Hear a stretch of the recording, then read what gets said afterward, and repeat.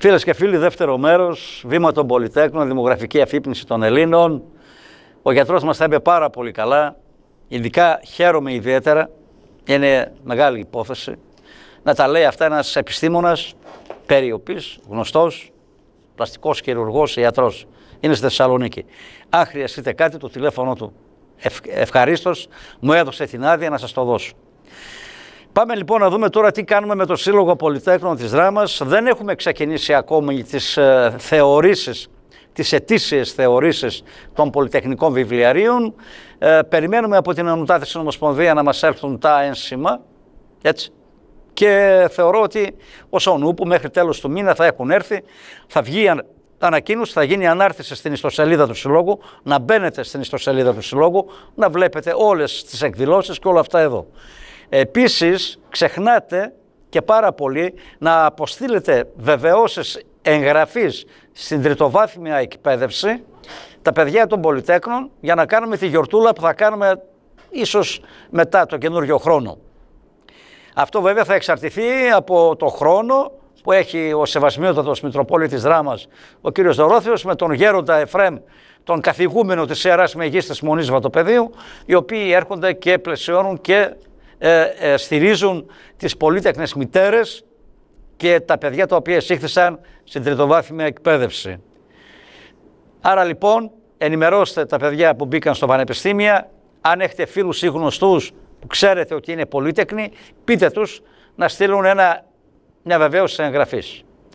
Έχει ήδη από 1 Νοεμβρίου ξεκινήσει η διαδικασία ταυτοποίησης των πολυτέχνων οικογενειών κατοίκων, προσέξτε, είναι σημαντικό αυτό, κάτοικοι του Δήμου Δράμας, στο γραφείο 126 με το τιμολόγιο του παρόχου της ενέργειας, θα είναι κάποια εταιρεία, την αστυνομική ταυτότητα για να γίνει η ταυτοποίηση για τα δημοτικά τέλη για τον επόμενο χρόνο. Η προθεσμία λήγει 31/12. Μην περιμένετε τελευταία στιγμή. Όσες από εσάς και από εμάς μας βλέπετε, καλό θα είναι να ενημερώσετε τους φίλους σας, τους πολυτέχνους, να πάνε στο 126 γραφείο, στην νομαρχία, στο δικητήριο, για να γίνει η ταυτοποίηση αυτή. Τώρα, όσοι από εσάς έχετε παλιά βιβλιάρια, τα παλιά βιβλιάρια είναι φθαρμένα, δεν είναι οι φωτογραφίες παλές, θα πρέπει να μας προσκομίσετε ή να μας αποστέλετε. Θα αλλάξουμε τα βιβλιάρια, θα γίνουν καινούργια πλέον τα βιβλιάρια, να μας αποστέλετε ένα πιστοποιητικό οικογενειακής κατάστασης για να μπορούμε εμείς να κάνουμε το αίτημα στην Αθήνα να γίνει η αντικατάσταση των παλαιών και φθαρμένων βιβλιαρίων έτσι. Για δε τα παιδικά βιβλιάρια δεν χρειάζεται να τα ζητήσουμε από την Αθήνα. Όσα παιδιά έχουν φθαρμένα βιβλιάρια να προσέρχονται στο γραφείο όταν θα γίνεται η ετήσια θεώρηση, να αλλάζουμε τα βιβλιάρια σε καινούρια. Εκείνο που έχει σημασία για μας είναι ότι ο Δήμος Δράμας πήρε απόφαση για αύξηση δημοτικών τελών. Βέβαια, αυτό το γνωρίζουν οι ίδιοι. Το ερώτημά μας για μας είναι αν η αύξηση των δημοτικών τελών τελικά θα ακουμπήσει και τις πολύτεχνες οικογένειες, και θεωρώ ότι καλό είναι, το λέω και δημόσια, ο κύριος Δήμαρχος να δει λίγο το θέμα και η αρμόδια υπηρεσία, ούτως ώστε να μην μετακυλιστεί το βάρος στις πολύτεχνες οικογένειες, διότι είναι ένα βάρος. Είναι ένα βάρος. Από εκεί και πέρα θέλω να σας ενημερώσω ότι οι πολύτεχνες οικογένειες, οι τρίτεχνες οικογένειες δεν είναι πολύτεχνες. Είναι τρίτεχνες οικογένειες. Οι τρίτεχνες οικογένειες, με βάση τον νόμο τώρα τελευταία βγήκε, υπεγράφει και η υπουργική απόφαση που αναφέρει ποιες είναι οι διαδικασίες και πώς απονέμεται η τριτεχνική ιδιότητα ισοβίως. Γιατί, διότι υπάρχει μια παραπληροφόρηση. Η τριτεκνία μεν για τους γονείς είναι ισόβια, για δε τα παιδιά, εφόσον είναι φοιτητές και σπουδάζουν στην τριτοβάθμια εκπαίδευση, είναι μέχρι το 25ο έτος της ηλικίας.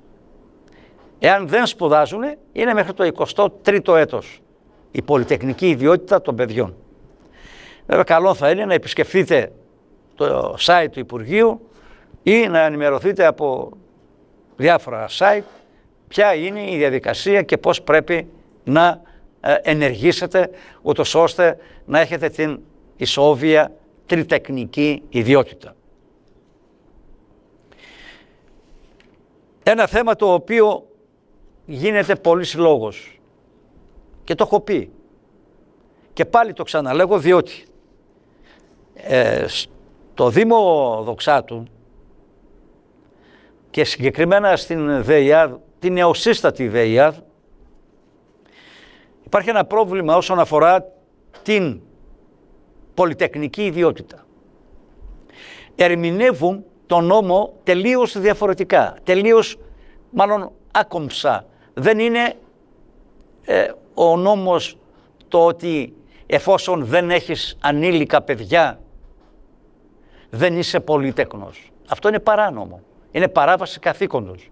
Είναι υποχρεωμένοι οι υπάλληλοι του ΚΕΠ και οι υπάλληλοι του Δημοτολογίου να γνωρίζουν ότι η πολυτεχνική ιδιότητα απονέμεται και είναι ισόβια. Και δε τα τέκνα των πολυτέκνων απολαμβάνουν αυτά τα δικαιώματα της πολυτεχνίας. Δεν έρεται η πολυτεχνία. Απλά δεν έχουν το δικαίωμα μετά το 25ο έτος της ηλικίας να έχουν το βιβλιαράκι, το λεγόμενο πάσο, για να πηγαίνουν με τα λεωφορεία και να πληρώνουν μισό εισιτήριο. Όμως οι γονείς αυτό το πάσο το διατηρούν και αυτό μέχρι να πεθάνουν. Άρα λοιπόν να ξεκαθαρίσουμε τη διαδικασία.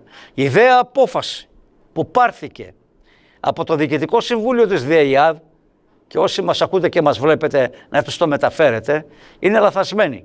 Εάν ένας δημότης του Δήμου προσφύγει στο συνήγορο του πολίτη και θα δικαιωθεί, γιατί η απόφαση δεν είναι σύμφωνα με τον νόμο περί Δήμων και κοινοτήτων, στο άρθρο 202 παράγραφος 2 και 3. Διαβάστε το να δείτε τι γράφει. Και επίσης πάρα πολλοί υπάλληλοι διαφόρων ΚΕΠ δημιουργούν προβλήματα στους πολυτέκνους. Όχι κύριε, δεν υπάρχει λόγος. Και συγκεκριμένα δεν έχω διαβάσει τώρα τελευταία την υπουργική απόφαση που λέει ότι το πιστοποιητικό οικογενειακής κατάστασης καταργήθηκε. Ποιος το είπε? Δεν καταργήθηκε. Μπορεί, λέει, να το πάρετε από το gov.gr, όπως και το πιστοποιητικό πολυτεχνικής ιδιότητας μπορείτε να το πάρετε από το gov.gr. Όμως είναι υποχρεωμένοι οι υπάλληλοι των δημοτολογίων μετά από αίτημα των πολυτέκνων να εκδίδουν το πιστοποιητικό οικογενειακής κατάστασης εφόσον αφορά υπηρεσίες ή τον Σύλλογο Πολυτέκνων. Διότι ο Σύλλογος Πολυτέκνων είναι εξοδοτημένος με βάση τον νόμο περί προσωπικών δεδομένων και είναι λειτουργός του συστήματος gov.gr, το λεγόμενο GOV, κυβερνητική πύλη του Υπουργείου Εσωτερικών. Αυτή είναι όλη η ιστορία σχετικά με διάφορες λειτουργικότητες που υπάρχει πρόβλημα. Καλό θα είναι όσοι δεν γνωρίζουν υπάλληλοι, ας κάνουν και ένα τηλέφωνο, να ρωτάνε τι συμβαίνει εδώ, τι έχουμε εδώ. Επίσης, δεν μπορεί να εκδοθεί πιστοποιητικό πολυτεχνικής ιδιότητας εφόσον στο βιβλιαράκι από πίσω δεν είναι θεωρημένα και σφραγισμένο που να γράφει ημερομηνία θεώρησης ισχύει από 1 Πρώτου το 25 έως 31 Δωδεκάτου του 25 και για τον καινούριο χρόνο από 1 Πρώτου το 26 έως 31 Δωδεκάτου το 26. Φίλες και φίλοι, κλείνοντας, 26 του μηνός του Αγίου Στυλιανού είστε καλεσμένοι όλοι. Είναι καθημερινή, αλλά δεν πειράζει.